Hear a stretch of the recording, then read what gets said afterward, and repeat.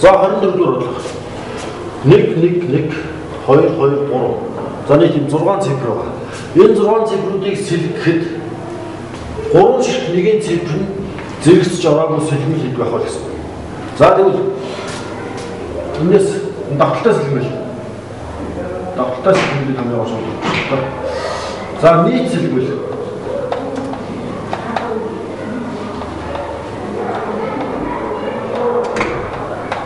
Бүх сэлгэмлийн тоог олъё. Бүх сэлгэмлийн тоог дээрээс энэ шүү дээ. 1 2 3 4 5 6 цифрыг сэлгэж байгаа. 6-гийн факториал. Тэрнээс яг нэгэн цифр бол 3 удаа давтагдсан учраас тэр 3 давталтын сэлгэмлийг хувааж өгөх ёстой. За дараа 2-ын цифр бол 2 удаа давтагдсан учраас үржих 2-ын факториал хувааж өгнө.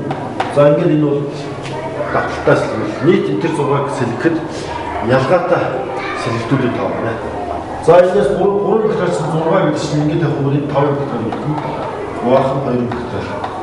5 факториалс 100. Тэр 2 факториалс 2 дугаар 60. 120 дугаар 60 болж байна. За одоо эндээс бидний гэж 3-ын цифр 1 дор зэрэгсэж ороогүй сэлгэмлийг бодохдоо 3 ширхгийг 1 дор зэрэгсэж орсон сэлгэмлийг бодцоод нийт боломжоос хасчих юм бол 1 дор зэрэгсэж ороогүй юм. За энэс би ингэж энэ 6 цифрыг цаасан дээр бичихлээ. Нэгэн цифруудыг нэг цаасан, нэг том цаасан дээр бичээд 2-ын цифр бас яг 2-ын цифр энэ 3-ын цифр. За ийм байдлаар бичиж. За ингээд 4 цаасаас хэлэх боломжтой 4-ийн факториалыг хуваах нь. За энэ хоёр ижлэх нь яг ижлэх цифр бичсэн учраас 2-ын факториал хувааж.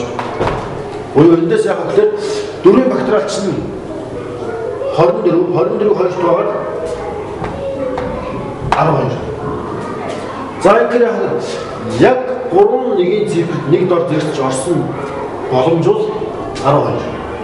Одоо нийт боломж 60 байгаа. Эндээс тэгвэл их чиг. 60-аас хасах нь 12 гэдэг бол энэ 48 гарна. Энэ 48 ямар ч юм гэхээр ямар ч байсан 3 ширхэг нэгэн цифр зэрэгч ороогүй тийм бүх боломжийг гаргаж ирсэн. Гэхдээ энэ дээр энэ дотор энэ 48 боломжтой 2 ширхэг нэгэн цифр зэрэгч орсон боломж байгаа. Ямар ч цифр нэгэн цифр зэрэгцээгүй боломж бас орсон байгаа гэж.